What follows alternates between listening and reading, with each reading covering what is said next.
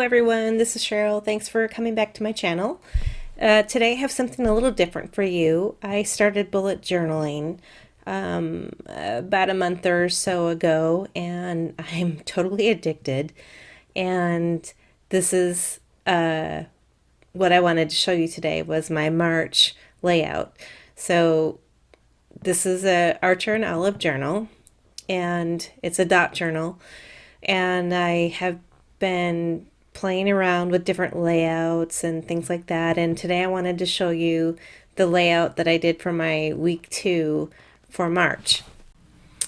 I decided to go with a mushroom theme. I don't know why. I like mushrooms. And I had this great set from Hero Arts that had several different types of mushroom styles, which I thought would be cute to use for each day of the week. And what I'm showing you here is just I'm using a Faber-Castell multi-liner with a little ruler that I got at Amazon for like I got a 4-pack for like $4 or whatever, $3. And so I'm just, I had kind of penciled everything out in advance, and I had pre-stamped the images. I didn't think to record the stamping of it, so the image is already stamped, but here you can see me. I'm drawing in the lines with my marker, and then right now I'm doing what they call in bullet journaling world like a habit tracker. And so I like to track how much water I drink every day, and I have this jug, and if I drink 2 of them, then that's my water intake for the day. So I made this little grid for every day of the week, and I check off if I've had 1 jug or 2 jugs of water per day. And then my second tracker is my anxiety tracker, and I just like to kind of do a check on my anxiety levels throughout the week, and maybe if I can reflect back and figure out what triggered me to be more anxietal or not, that kind of stuff. So so that's helpful for me too. And then I just wrote in every day of the week vertically, which I thought was kind of fun and a little bit different. And now I'm thinking I need to put something up there in the upper right hand corner. So I grabbed a sheet of cellophane from one of my old stamp packages, and I stamped on it so that I can move it around and figure out where I want to place this image. And I had this border, I had this thing in my mind, and turns out that it was right up there where I wanted it to be. And so I stamped it, but using the cellophane trick is a nice way to test things out before you actually go permanent. So now I'm hand penciling in my quote. I like to have a quote for every week. And the quote for this week is, "Keep watering yourself, you're growing." And I thought that was appropriate and also fitting for March, since it's starting to be spring and things are growing right now. I'm penciling in the upper left-hand corner of pretty much every page of my bullet journal. I put in a little monthly tracker for the month, so you just have at a glance you can see the whole month on your weekly page, which is helpful for me. So I pencil everything in, and then I write over it with the permanent. And then I also I like to keep track of the different cards that I have to make for the coming week. So that's what that section is. And I have my Tombow markers. And I'm using Tombow markers because the Copics will bleed through the pages. Too bad. I've tried. I love using the Copics on these journals, and even though the pages are really thick, Olive and Archer and Olive is has really thick journal paper, but still the alcohol markers will bleed through. So I have gone to the Tombow dual brush markers for coloring in my journal, and they don't blend as well, but they get the job done.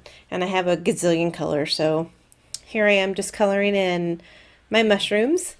And I looked up online a bunch of different pages on what color mushrooms are and that kind of thing. And I tried to stay kind of true to color, but then after a while I'm just like, hey, this is my journal. This is what I want it to be. So if I want to make a purple mushroom, I'll make a purple mushroom, which I do towards the end. But most of them are fairly realistic. And I had fun coloring them. It was really super fast and easy.